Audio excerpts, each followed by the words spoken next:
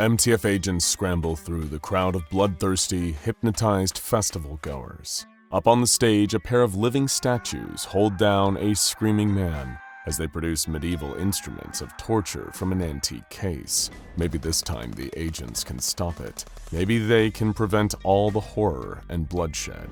But one thing stands in their way.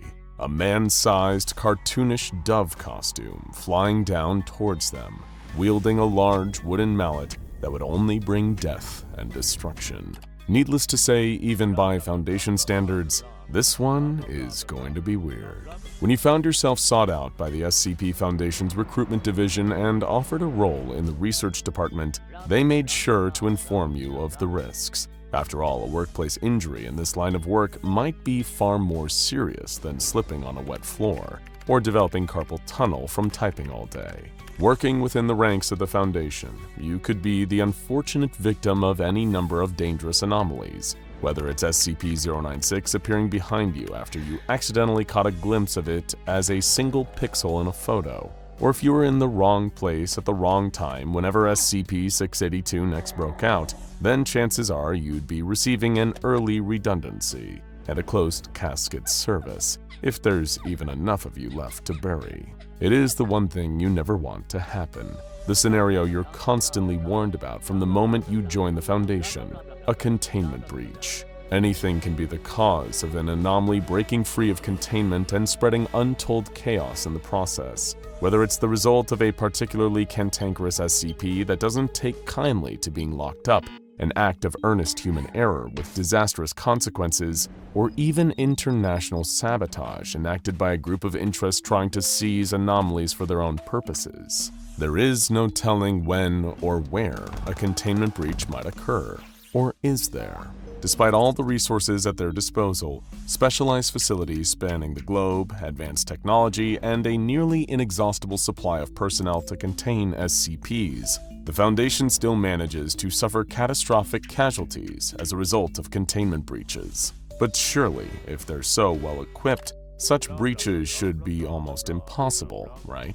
Well, yes. So what causes them? What if every containment breach, all the loss of life, the further spread of anomalies, and the destruction of Foundation property incurred was all caused by an SCP? Not a living entity, mind you, more some kind of latent anomalous phenomenon that triggers containment breaches without warning. The prevailing theory surrounding this phenomenon is even itself considered to be an SCP within its own right, referred to as SCP-001.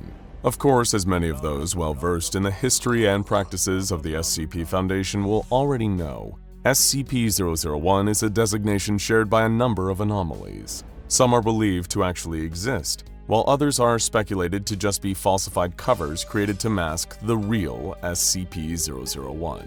From beings such as the Gate Guardian and the Scarlet King, to the existence of God's blind spot and even the Foundation itself, each of these SCP-001s are nicknamed after the Foundation researcher who proposed them for the designation, and often considered to be some of the first, if not the very first anomalies ever encountered, or at least documented.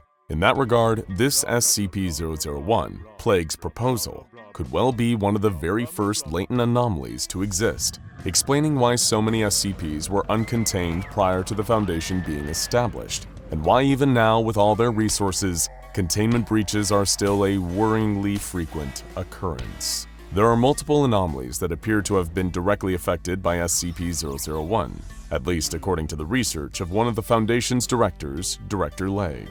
While he might be drawing conclusions and seeing patterns where there aren't any to speak of, Legg reasons that the circumstances of these specific recorded containment breaches seem to indicate that SCP-001 was at fault. The first of these incidences Director Legg focuses on in his research is also the one we'll be focusing on for the remainder of this video. It is designated as SCP-001-1. SCP-001-1 previously went under the designation of SCP-5770 and is an annual anomalous event that occurs in the Piazza della Signora in Florence, Italy. The event consists of an unscheduled festival that goes on for a period of 10 days, wherein anyone present within a 10-kilometer range of the affected area suffers a mind-altering effect that compels them to attend the festival. However, SCP-001-1 is not a well-documented, long-running festival of great cultural significance to the people of Florence. Neither is it an event that is widely advertised. Yet those who have experienced the psychic draw of this anomalous festival are driven to attendance. During the course of SCP-001-1, two anomalous entities that resemble the statues created by Michelangelo during the Renaissance will host a show where they take to the stage to judge people they deem to be sinners. This pair of statue creatures will call upon the audience and bring those they've designated sinners up onto the stage with them, and will then enact makeshift, grueling punishments.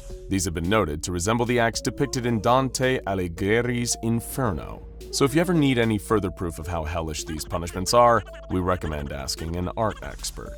The moment that SCP-001-1 ceases and the festival comes to a close, any and all in attendance are subject to yet another form of anomalous mental alteration, and will proceed to instantly forget the event. Any of the horrific tortures performed on stage becomes unknown to those that directly witnessed it, leaving them unaware of anything that occurred only moments prior. So given the Foundation's extensive knowledge of this festival, its gruesome proceedings, and the effects it has on those in attendance, you might be forgiven for expecting them to have a fairly well-established method of keeping the event contained, presumably setting up a cordon to keep attendants out of the area, administering amnestics to any that might have been affected by SCP-001-1's anomalous mind-altering. But then, you remember SCP-001, the theory behind what could be the cause of containment breaches. As a result, the Foundation has still been unable to establish containment of the event formerly known as SCP-5770, and Director Legg's research has tied this issue with containment to SCP-001. Hence the festival's redesignation to SCP-001-1. Following the initial discovery of an anomalous annual occurrence in the city of Florence in 1985, the SCP Foundation's head researcher, assigned to what was then known as SCP-5770, was one Joseph Pasqua, former site director at Site-322. Pasqua was, according to the incidents recorded on the Foundation's own database, somehow manipulated by one of the anomalous statue creatures that performed the show during occurrences of SCP-5770. It was thanks to the influence of this entity that Joseph Pasqua deserted his post at the Foundation and went into hiding. The fact that the influence of one of the performers of this festival was able to extend its influence to a senior member of the Foundation was not only troubling, but also constituted a containment breach. Pasqua would later be tracked down by Foundation agents operating in and around Italy. He was discovered 30 years later after his desertion in Vatican City as a member of the Papal Conclave, a specially selected group of Catholic cardinals that are charged with electing a new pope. If the former site director was still being influenced by the statue creatures, it is highly likely that he spent the previous 3 decades climbing the ranks of the Catholic Church, potentially to install a new pope at the behest of the entities responsible for conducting the torture of the Florence Festival.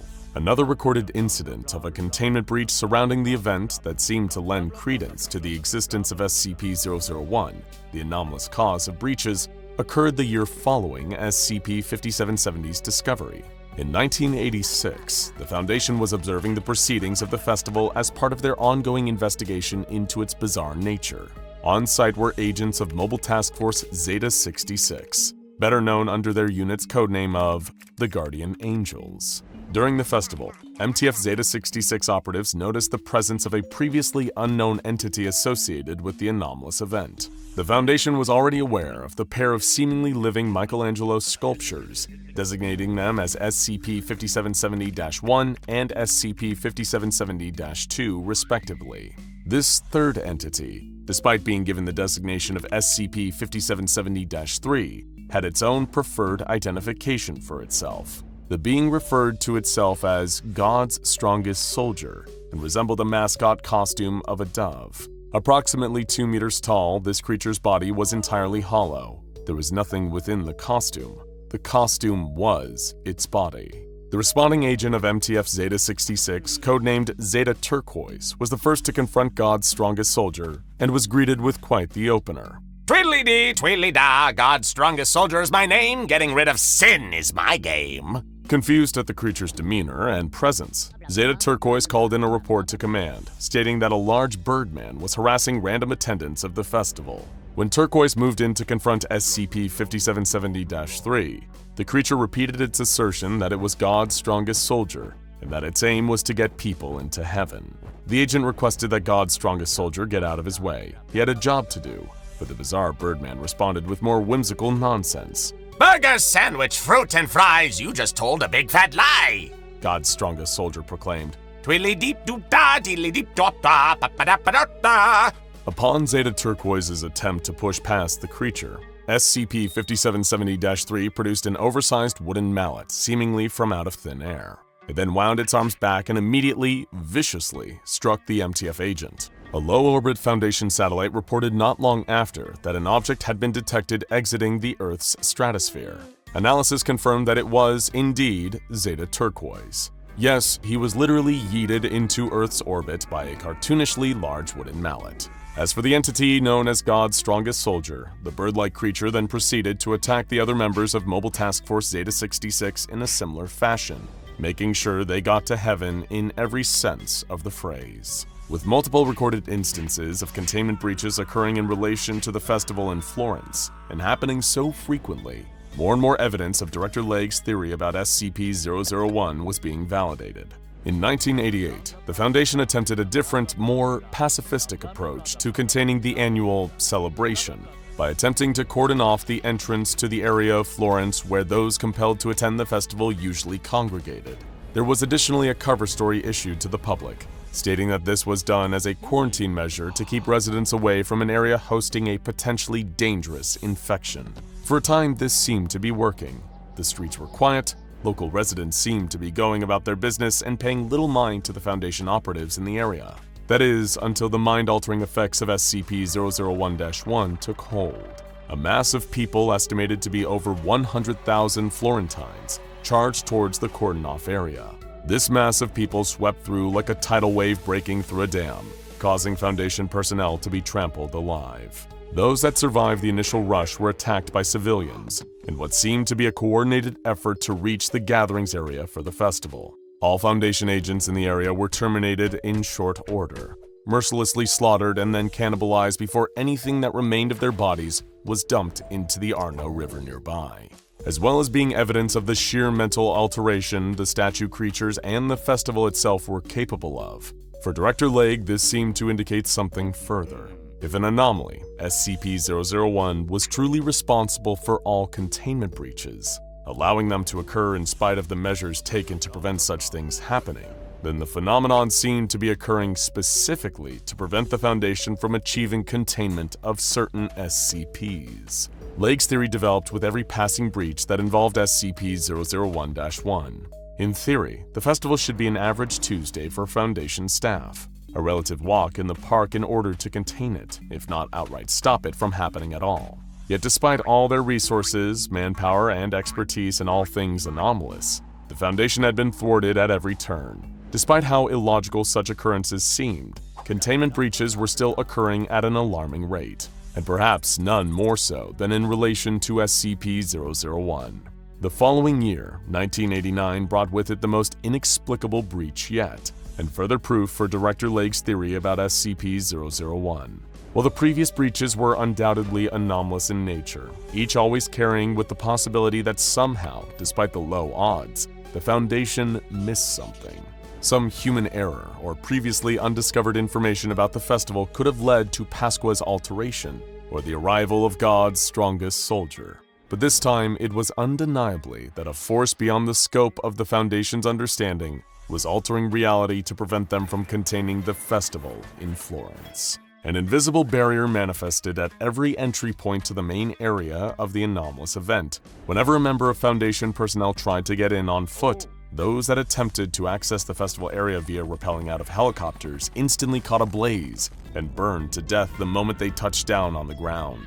Any helicopter transports also crashed on their return journey to Site 322, and God's strongest soldier was seen trampling on the wreckage before flapping its arms and flying away. It was following this incident that Legge was promoted to position of Site Director for Site 322 as a replacement for Joseph Pasqua, who was still missing at this time. The newly appointed director was yet to devise his theory that there existed an anomalous cause for all containment breaches. However, during his introductory briefing, he was presented with the file regarding SCP-5770 and the various examples of it not only being uncontainable, but being very good at not being contained. Director Legg asked if some of the more standard methods had been attempted. At this point, the Foundation had tried aerial bombardments of the festival, Scranton reality anchors to counteract whatever anomalous force was preventing containment, even using SCP-682 to clear the area. It had all failed. Figuring out why was now Director Legg's job. All the information of previously failed attempts to contain the festival led Legg to the conclusion that SCP-001 must exist. An unseen phenomenon, the missing piece of the puzzle, the element specifically interfering with the Foundation's efforts. He presented his proposal to the Overseer Council, who were skeptical, to say the least. They posited that the statues and bird mascot creature might be smarter than the latter's outwardly cartoonish nature portrayed. But this is exactly what, to Director Legg, indicated SCP-001 was responsible. He explained that all in attendance at SCP-5770's festival took the event seriously, but the appearance of God's strongest soldier was an abnormality, whose demeanor and tone were drastically different from the rest of the rather cutthroat proceedings. Director Legg explained that the sheer absurdity of this creature seemed to be the result of SCP-001 interfering with their operations. After all, if some other cause was to blame, like an unknown cult attacking Foundation personnel when they attempted to contain the festival, then there would be evidence of that. And Legg would have no reason to suspect that God's strongest soldier was anything more than just a tonally dissonant part of the festival. Of course, Director Legg couldn't prove the existence of SCP-001 based on the presence of one cartoonish bird mascot at a festival. But before long, more and more breaches would start occurring that seemed to further prove that Legg was onto something. There was something else at work, causing containment breaches that put the entirety of the Foundation in jeopardy. Now go check out SCP-001 When Day Breaks and SCP-001 Which is the Real 001 for more.